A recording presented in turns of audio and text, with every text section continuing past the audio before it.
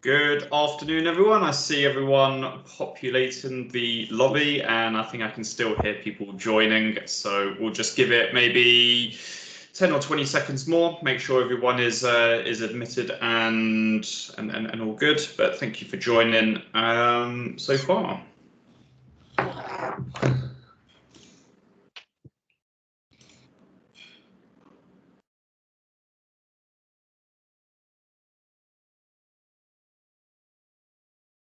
So I think we're just waiting for the final few while we're actually waiting on the last stragglers to join in. Just want to welcome all of you today and say a big good afternoon to everyone, and thank you for joining in to this Azure Sentinel session. Before we kick off, always worthwhile doing a little bit of housekeeping on these events. So this session is being recorded. We will make this session or the session recording available to all of you after this session. I know that we are using Teams for this, and I think hopefully by now there's enough people in to default it to people being muted. But for the duration of this, please ensure that you are muted. Don't particularly want any background noise when we're doing these kind of sessions. But we do encourage you to, ask questions on this. So you can do this by raising your hand, and if there is an opportunity, we can of course take you off of mute and ask questions there. Alternatively, pop your question in the chat window. Again, during this session at regular intervals, we will be answering those questions. Probably worthwhile saying that, given time and if there's a sudden influx of questions, we're probably not going to be able to answer all of them. But fear not, we'll definitely get back to you in due time based on those questions. Throughout the session, though, please do be interactive. If you want to use the emotes and reactions functionality that's within Teams. Primarily because out of all of those reactions, there's no negative ones or any angry faces and all of that good stuff. But again, definitely want to encourage that interactivity. I think there's just one or two more people joining. Well, in terms of today, I'll give myself a very brief introduction. So good afternoon, everyone. Gennaro Miatra, I'm the Head of Solutions Development here at Bytes. The job title pretty much suggests that I wear quite a number of different hats. So I'm responsible for helping build out our managed services, but I also have quite an invested interest in things like pre-sales and all of that good stuff. My background has been in pre-sales and within cybersecurity. So hopefully I'll be able to bring some of that experience into the mix today. In terms of today, though, and what we have on the menu, so we're here to do, a workshop around Sentinel. So going to give a bit of an introduction into Sentinel and where we see it in the market. We're also going to look at some of the functionality that Sentinel can, of course, provide as a SIEM-based solution. We're then going to pivot out a little bit and talk around, the importance of continuous management and how that links into, one of the managed services that we have developed and created here at Bytes. We'll touch briefly, and I can't emphasize this enough, very briefly on Sentinel pricing. I do not want to make this a licensing discussion, but for all of you that are considering Sentinel, considering any security tool for that matter, pricing is always going to, enter into that conversation sooner rather than later. So always worthwhile touching on this. And finally, we'll summarize and wrap up the session and give a couple of pointers in terms of how can Bytes help, following this event and session. So hopefully that paints a good picture in terms of what we're here today. So let's dive right in. And I suppose when it comes to talking around Sentinel and just having, the SIEM conversations in general, the first thing that I always start off with is, what kind of security operation challenges are we facing? And I'm probably gonna take a stab in the dark here to think that a number of these ones that have appeared on screen are ones that you're potentially suffering with. I mean, the main ones that I've come across when talking with a lot of clients is, of course, the sophistication of threats that are out there. Threats are just becoming a lot more targeted, a lot more sophisticated, a lot more intelligent in the way that they can actually not only breach us, but also, hold us to ransom, exfil our data and just cause, quite a bit of damage.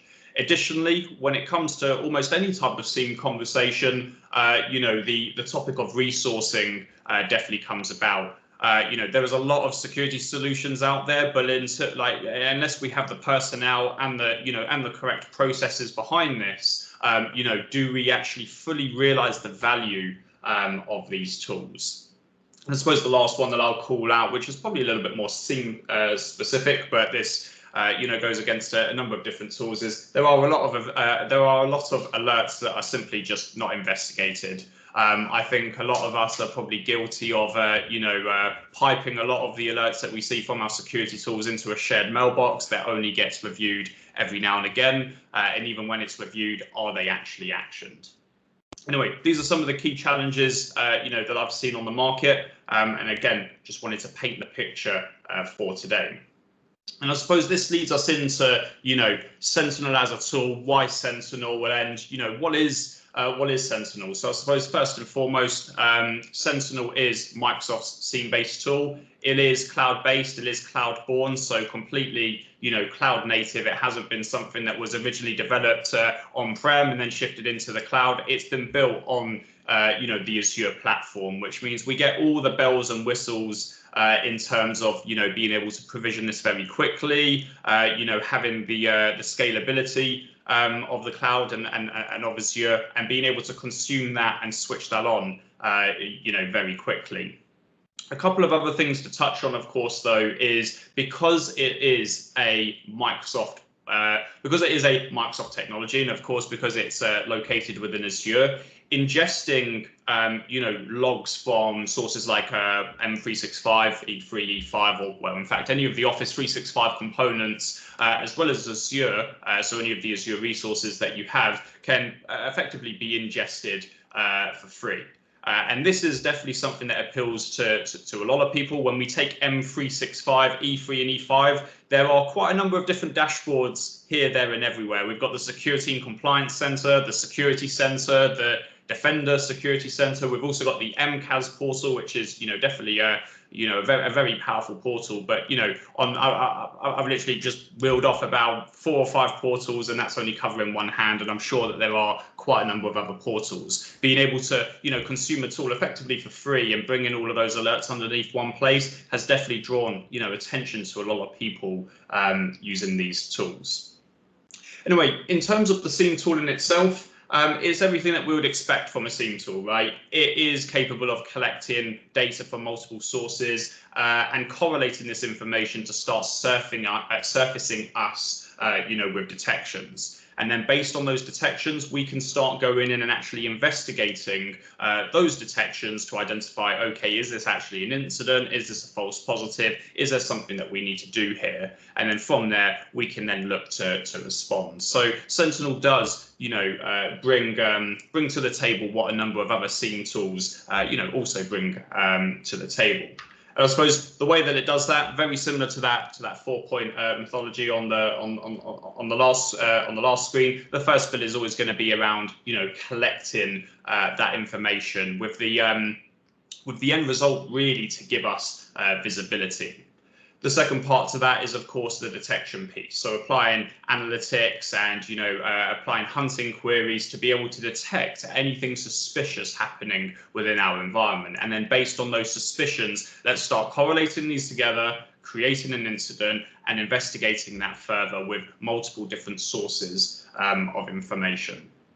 And the last part, of course, is the response of that. There is always going to be an element of automation in almost every single SIEM tool nowadays. There are going to be, runbooks, playbooks, SOAR that you can apply to some of those incidents and events in order to be able to automate some of the remediation, or even, or I'd say at least containment. Anyway. Hopefully that paints a little bit of a picture in terms of what Sentinel is and starts to introduce it. Now, of course, doing that on a slide deck is all fair and well, but I think nothing spells it out more than actually pivoting into the Sentinel dashboard itself, and I suppose touching on some of those key elements that we've gone through today. Before I start waffling on with a couple of the components on the Azure Sentinel screen, is everyone happy with that so far? Does anyone have any questions? Feel free to please, put any questions you have in the chat. Or if you find that was a good introduction, then please, give a thumbs up or a smiley face with the actions or reactions, one or the other. I'll just pause for a couple of seconds just in case anyone does have any questions. Oh, getting a couple of thumbs up. That's good.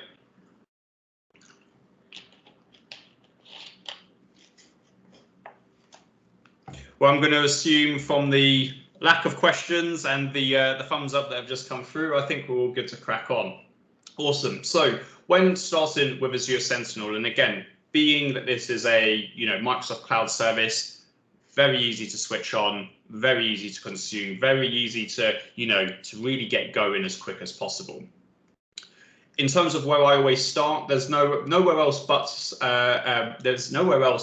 to start than the actual data connector section within Sentinel. So as with all SIEM tools, we are relying on events and logs from other security solutions in the hopes that we can correlate that together and start identifying patterns. Now, I know that there were probably quite a couple of rumors, I would say a fair few months ago, where Sentinel had almost zero support for third-party vendors, and it was primarily a Microsoft tool. Now, Microsoft, of course, have worked on that substantially. They are adding in more and more connectors for third-party solutions every day. So I suppose on one end we can type in let's do Active Directory.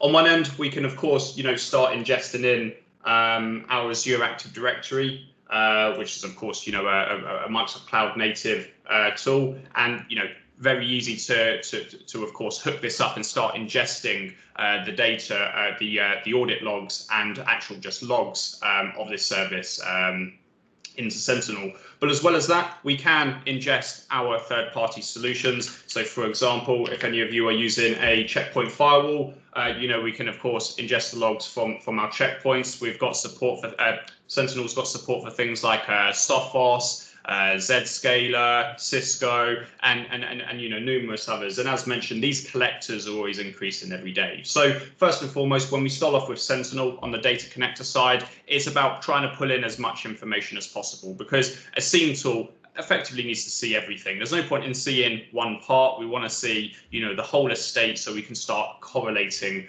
a lot of those alerts together.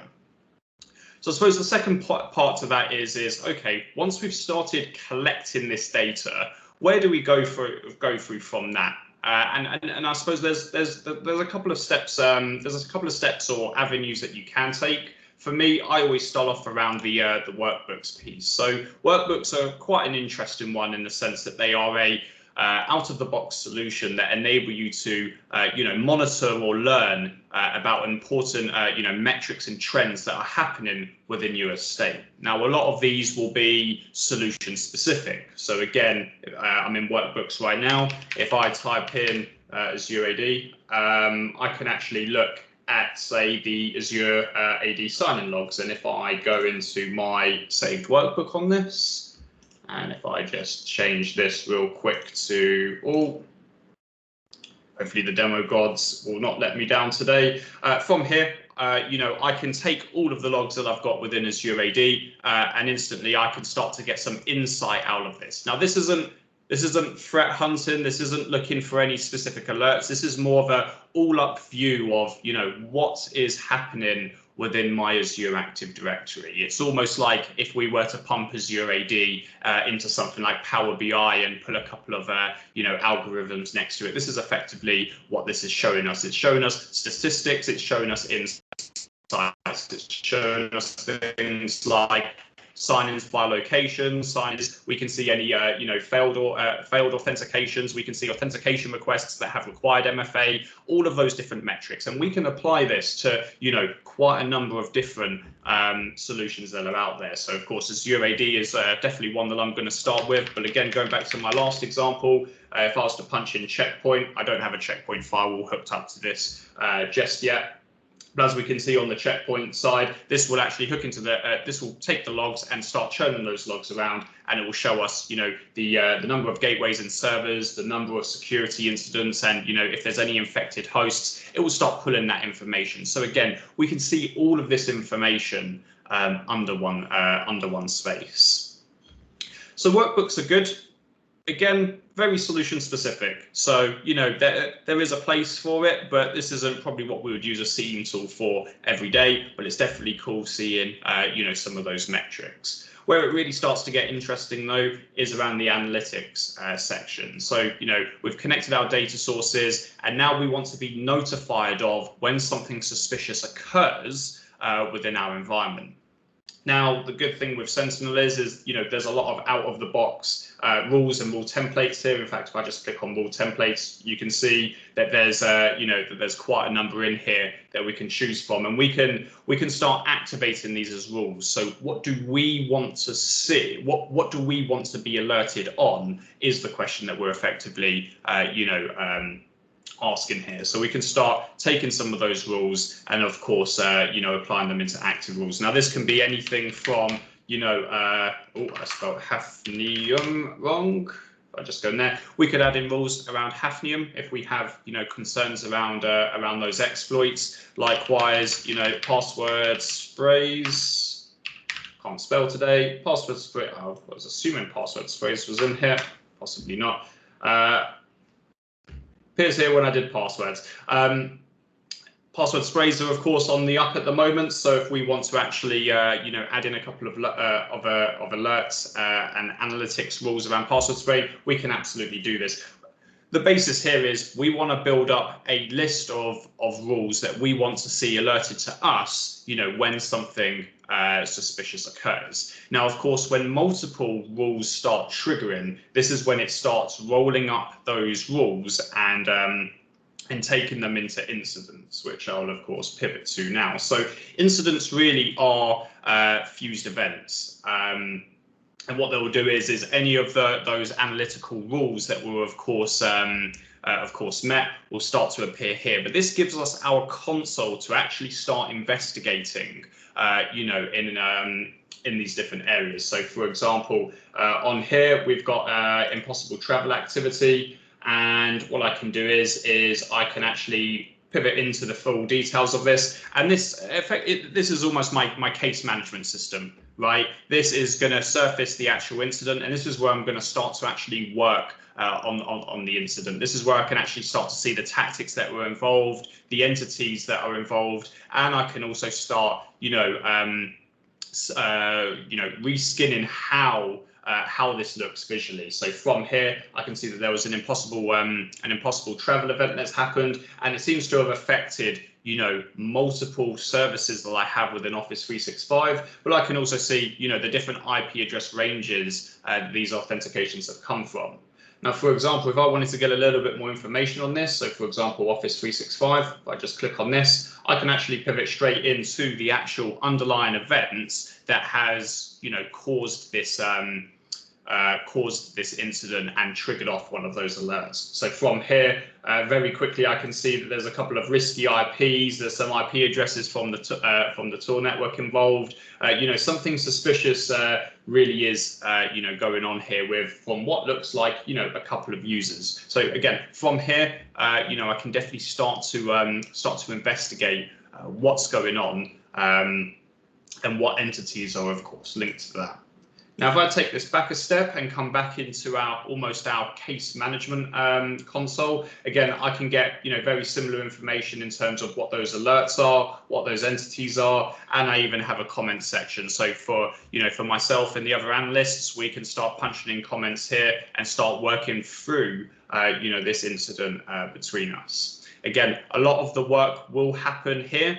And I suppose one of the key things to note is, of course, Sentinel's going to surface this alert. We still need to, almost review that alert and make sure, okay, is this a false positive? What's going on here? What are the underpinning services? What is the potential impact of this? So again, very powerful, very easy to understand, and very insightful based on the rules that have, of course, been configured. The last one on the list on here is definitely going to be around hunting. So if you're more of an investigator who wants to be a bit more proactive, about looking for security threats, then Azure Sentinel has a powerful, hunting search and query tools that are available to hunt for security threats across, your estate. Effectively, what you're doing is you are either creating or running out of the box predefined queries against the mountain of data that this SIEM tool is creating, right? And from here, the idea is to proactively find, any new anomalies that weren't detected by the security apps that are feeding into Sentinel.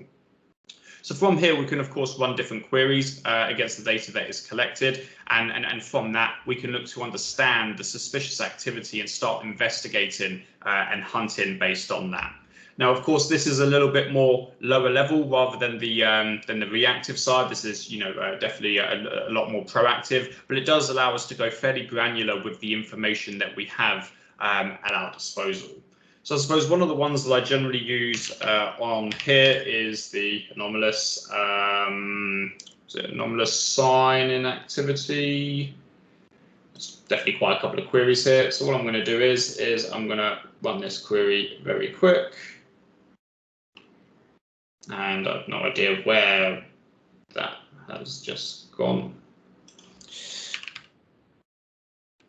I do anomalous sign-in. Hopefully that will come up now. Awesome. So in terms of the anomalous sign-in activity, I can run that query. That query takes a couple of seconds to run, and I can actually start, viewing the results based on that. So anomalous sign-in activity could be, where one or more features of activity deviates from that user. So for example, if we have a user that always uses Exchange Online and SharePoint Online, and one day they start to use, OneDrive Online, Stream, and a bunch of other services, in a very short time period, that's outside that's a deviation of that user's profile. That's also probably a deviation outside of that user's team or department. So therefore, we can run queries like this to understand, okay, are there any users that are using a hell of a lot more services today than they were yesterday or within that set time frame? And from there, we could see maybe that this is an attacker that is, trying to laterally move throughout our Office 365 environment. So we can start doing, those hunting elements from here. So hopefully that gives you a bit of a view into Sentinel. Again, there is quite a lot to Sentinel. I definitely can't do it justice on a 45-minute session. There is a lot of data sources that can be connected. There is a lot of workbooks that we can apply to get those metrics and insights. There are a lot of analytical rules that we can start running to formulate incidents, and we can use that incident management piece to, really investigate what's going on and make a decision based on there. And finally, we do have the threat hunting side, which for a lot of mature organizations that has a fully fledged SOC team will definitely find exciting, being able to query those logs and make a decision based on that suspicious activity. I'm going to pivot back into the slide deck. I'll put a 10-second pause in just to see if there's any questions so far, or if that's all good for everyone so far. A thumbs up here and there wouldn't go amiss, just to check that everyone's still with me.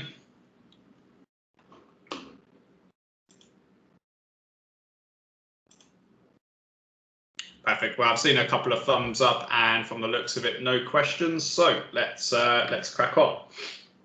So the next part I want to talk around is continuous management, and I suppose this applies to all security solutions out there, right? And it's one of the points that I made towards the beginning, is that we have our security solutions, but there's always going to be this problem around resourcing. Unless we've got the resources in front of that security tool with a process behind them, it's always hard to find value from these security tools. And you know what? SIEM tools absolutely fall into that category. And, Sentinel being a SIEM tool, despite the fact that it's, Microsoft created and endorsed and backed, despite the fact that it's cloud-based, it is still a SIEM tool. It is still admin heavy. Yes, there's automation aspects of it, but automation for security incidents events is nowhere near to the point of being able to automatically respond to everything. We still need an analyst in front of these tools, to do that investigation and make that decision for us. So in terms of continuous management, all SIEM tools are, quite admin heavy. We do need analysts in front of them. But also security threats and alerts, they're not just going to happen within business hours. It's not just a 9 to 5 piece. So even if we do have a couple of analysts, simply putting them in front of a console from 9 to 5, it will help us. But if a breach or exploit or vulnerability comes out, out of hours and, impacts our environment, how are we meant to deal with that if it's not within 9 to 5? And appreciate some people will probably be on call, but if it's 3 or 4 o'clock in the morning, I'd say that person's probably dead asleep till the next morning. So what we really need is a constant eyes on the service, and this is all leading us towards getting the response capability that we require. We want almost like an SLA around this. If an incident occurs, we want to solve it in X amount of time, rather than we'll sort it out at 9 o'clock in the morning. By which point we have no idea the damage and impact that the attackers have made. And again, on this slide, I suppose it's just touching on, where SIEM tools fill in when it comes to attaining, SOC capability. For me, SIEM is an instrument that's used from a SOC team, but a SIEM tool would never give you, SOC capability. In order to attain SOC capability, we need a team behind us. We need people. We need analysts. We need processes. We need to develop those people. We need those those people interfacing with the SIEM tool, but also our technology stack within our business. They need to know our environment. They need to know how to respond, to different alerts. So while SIEM tools are powerful, and Sentinel definitely fits into that category, Sentinel will not provide a SOC capability. It's not going to give that immediate response capability that we desire.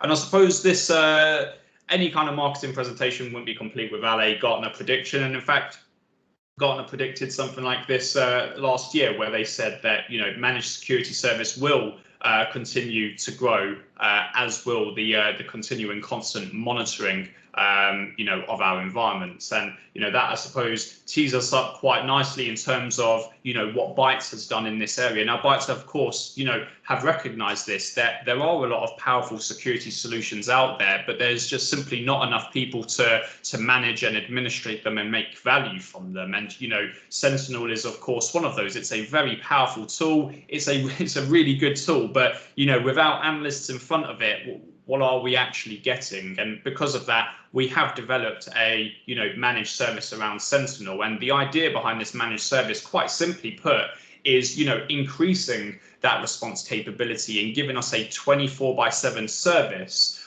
when it comes to the detection, investigation, and containment of any threats on our network.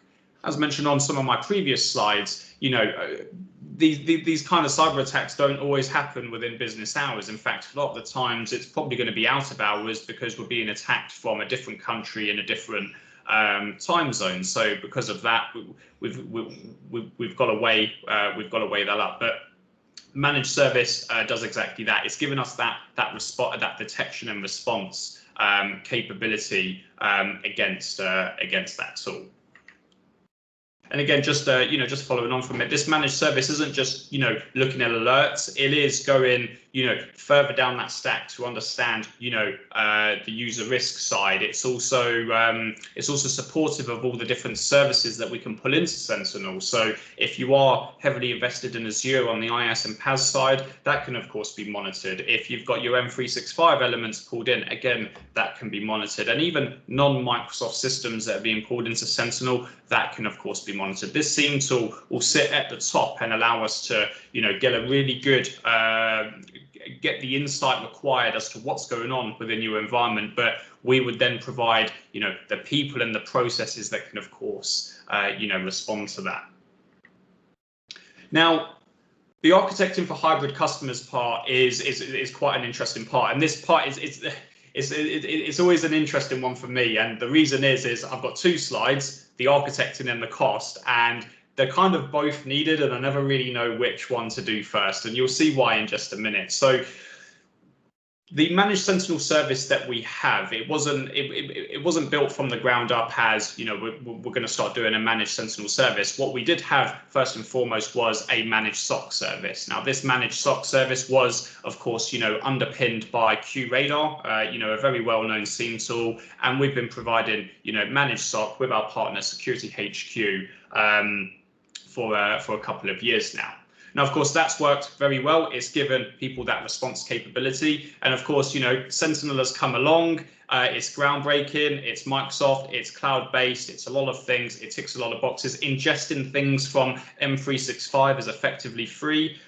So because of that, you know, there's quite a strong consideration of it. However, and the big however, which I will touch on, you know, on the next slide, of course, is, you know, around the costs.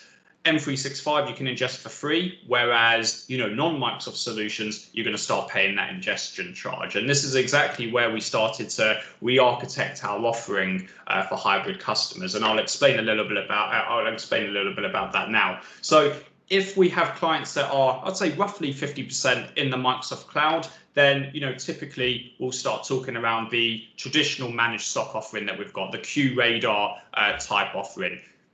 Completely gives you the same response capability. It's going to give you the same visibility, response capability and visibility, and all of that good stuff. It, you know, it's 24/7. You know, there's multiple SOC teams and SOC centers that are monitoring that. It's just, if we start ingesting all of those on-prem systems and our CrowdStrikes, our Mimecasts, our checkpoints, that's when the bill for Azure is going to get slightly high. So one of the options that we can use is, of course, pivot that into our traditional SOC. Additionally, we might have those customers that are a 50-50 split.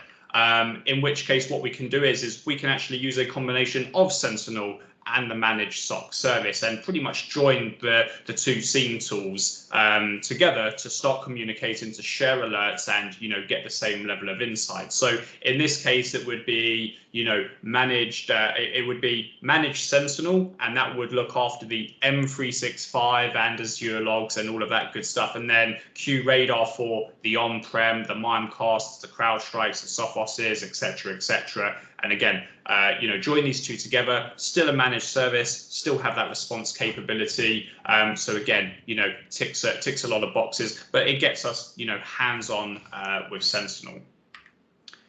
And last but not least, there are going to be those customers that are heavily invested in the Microsoft cloud, at which point, you know, looking at Sentinel just as the key tool is, you know, absolutely going to make sense. And as mentioned, we do provide a managed Sentinel service. So on the basis of this is effectively giving us the option to avoid some of those costs from Microsoft, because with the traditional managed SOC service with QRadar, that QRadar instance is effectively, you know, provided as part of that managed service. So cost-wise, value for money-wise, but also being able to swing, you know, from one offering to the other, you know, gives us a really good advantage in that area. And as mentioned, where this becomes a lot clearer is around the actual Sentinel pricing. And as mentioned towards the beginning of the call, anything that you can ingest in from, well, I say anything, I think there's an exception on one of the Azure Active Directory logs, but let's go with a majority of things that we can take in from the Microsoft cloud is free. There's just no ingestion cost. This is exactly, you know, one of the main reasons why, you know, a lot of people have been looking at Sentinel. However, where a lot of customers that we've spoken to Sentinel about have been stung a little bit is around the actual pricing of on-premise and third-party security solutions. These are the ones that are chargeable. The minute that we start piping in our mail filter, our web filter, our endpoint and EDR solution, and all of our other security solutions, this is where it can get quite costly. And the way that Microsoft costs this out is in two ways. There's capacity reservations and pay as you go. Now, capacity reservations is effectively committing to a certain amount of gig per day that's going to be ingested. So, for example, if we get an understanding that there is going to be 300 gig per day uploaded into Sentinel, then we can choose the 300 gig per day SKU, and we're charged based on that. So it gives us a slight bit of a discount rather than doing, say, 100 gig per day, or rather than going pay as you go, which is charged, I believe, by the gig, maybe 10 gig. Pretty sure it's by the gig. So you'll pay for every gig being ingested, but as you can imagine, it's going to be the most costly one on there. So while you have the flexibility of pricing, it can also steep up, quite substantially when we have these third-party solutions rolled in. And again, that's exactly why we've architected our managed service in a different way, so we can use another underlying SIEM tool to collect that information, still give you that response capability, and avoid some of the costs on the Azure side. So hopefully that makes sense in terms of the managed service side. And I suppose, coming close to the end of this session, I know that the overview of Sentinel today was fairly high level. Hopefully it gave you a good bit of insight in terms of what Sentinel looks like, what it can do, but then also the considerations around, continuous monitoring and management. What we can do to help, following this session today is we can go through a much more in detailed, overview of session. We can provide demos of Azure Sentinel. We can, be more strategic in our conversations if we need to. We can, look to understand your requirements, and of course, give you the best options to follow if SIEM tooling is on your radar, and of course, you need to attain a certain level of response capability. Additionally, Microsoft, of course, being Microsoft, there's always funding floating around. So, on your behalf, we can apply, for funding for, full day workshops on Sentinel for you to get a much better and more in detailed understanding of how Sentinel, would fit into your environment, what this would look like architecturally, and, some of the considerations that we need to make. Additionally, in terms of the managed service, we are offering a 30-day proof of value of the managed service. I think one of the quotes that someone on my team said is, let's put our money where our mouth is. This can be tried and tested, before it's rolled out and all that good stuff. There's loads of things that Bytes can, of course, do to help. I chose the most obvious three on here. The main thing is if you do want to have a session or do have any kind of query that you want to kick around, then please do reach out to your account manager. Failing that, please reach out to tell me more at bytes.co.uk. We will get in touch with you. We can provide a number of different support services around this area. And yeah, just as a quick summary today, so we've covered Sentinel as a cloud-based SIEM. It is Microsoft SIEM tool. It is very powerful. It's it's being marketed very well by Microsoft, but it is in itself a very formidable tool. It definitely shows us time to value and ease of use. Very easy to get familiar with it. But there's still that part around continuous management. Just because it's easy to set up and easy to digest some of the information, we're still going to need an analyst to actually sit in front of that console and understand what's going on, and we're going to need a team behind us to actually respond to those incidents accordingly. And that's all with the basis of getting our desired response capability.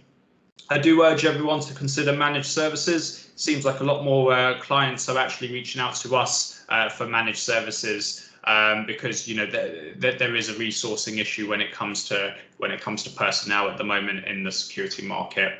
And finally, probably one of the key takeaway things is if you're going to use Sentinel, that's fine. When you start ingesting all those third-party logs, please be aware of the pricing. That one, I don't want to see any more people stung by that.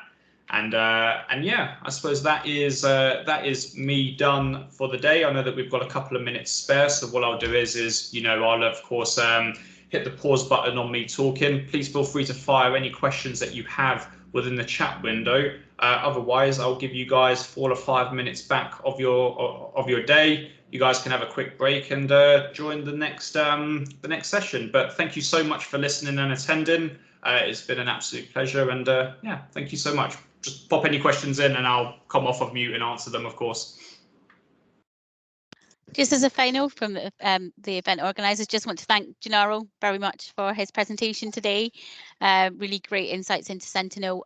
For those of you who'd like to receive the recording, we'll make sure that we send that to you across to yourself tomorrow, along with any slides, etc. that Gennaro has shared. And last quick request from me, we will send you a very short feedback survey towards the end of the afternoon. If you could please fill that in, that would be absolutely wonderful, just to make sure that we can make sure we're tailoring these sessions and making them useful in advance. Thanks.